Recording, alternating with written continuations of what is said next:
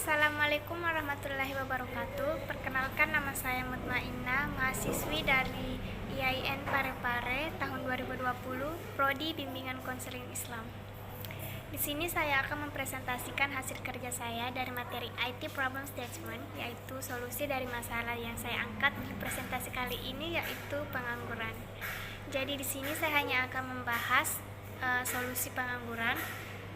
Selebihnya dan selengkapnya dari materi ini saya akan munculkan di makalah saya nanti. Oke, langsung saja kita bahas. Pertama-tama kita harus mengetahui arti sesungguhnya dari kata pengangguran.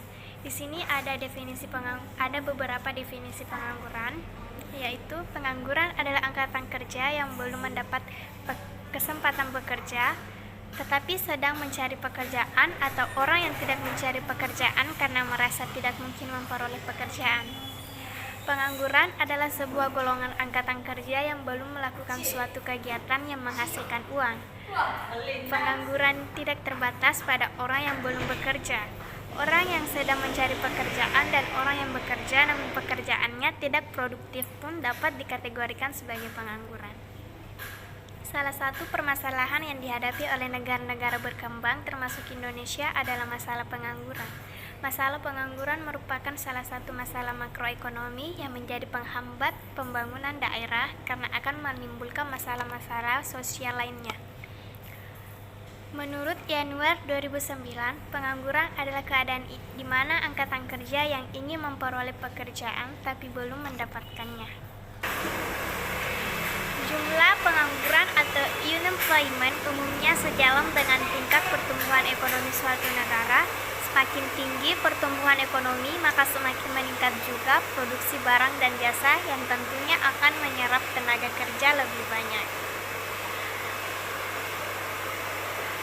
Nah, di sini saya akan membahas beberapa solusi untuk mengurangi angka pengangguran tersebut. 1. Membuka lapangan kerja sebanyak-banyaknya. Dengan meningkatnya lowongan kerja, maka akan sangat banyak sekali pencari kerja yang akan datang melamar. Maka bila lowongan pekerjaannya banyak, bisa lebih memberikan peluang bagi para pencari kerja.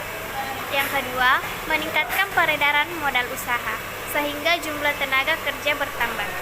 Ketiga, menempatkan pencari kerja ke tempat yang sesuai kemampuan. Ini bisa dimulai sejak proses rekrutmen sampai saat penempatan.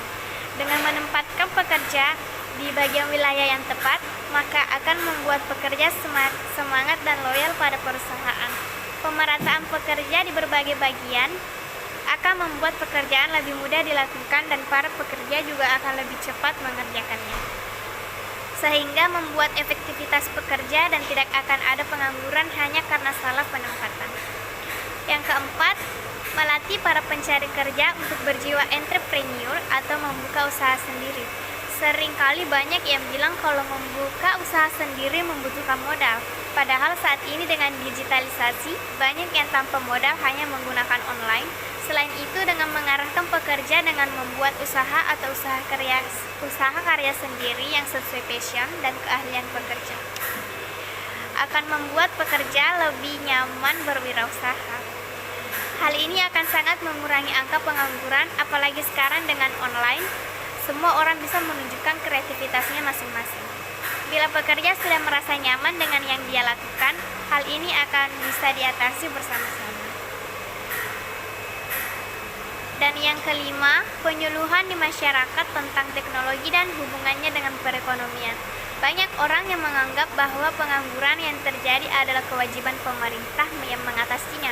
Padahal sebenarnya dalam diri pencari kerja harus lebih mengerti tentang mengatur keuangan atau teknologi yang semakin marak digunakan saat ini.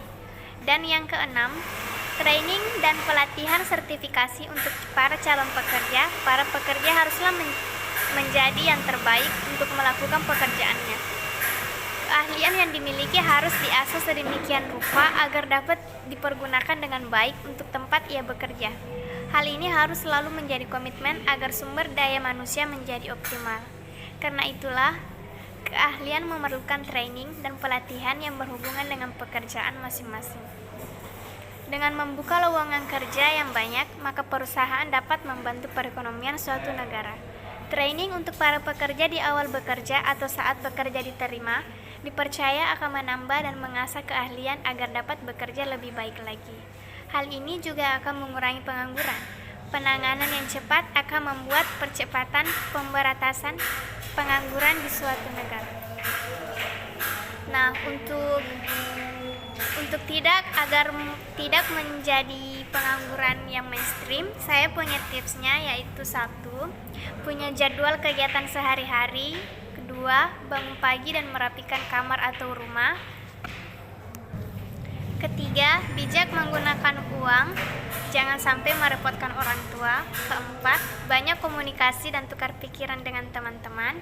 5. Membuka usaha kecil-kecilan. 6. Bekerja paruh waktu. 7. Manfaatkan waktu bersama orang tua. 8. Aktif mengikuti job fair dan jangan putus asa. Mungkin sampai di sini presentasi saya. Lebih dan kurangnya mohon maaf. Saya akhiri. Wabillahi taufiq wal hidayat. Wassalamualaikum warahmatullahi wabarakatuh.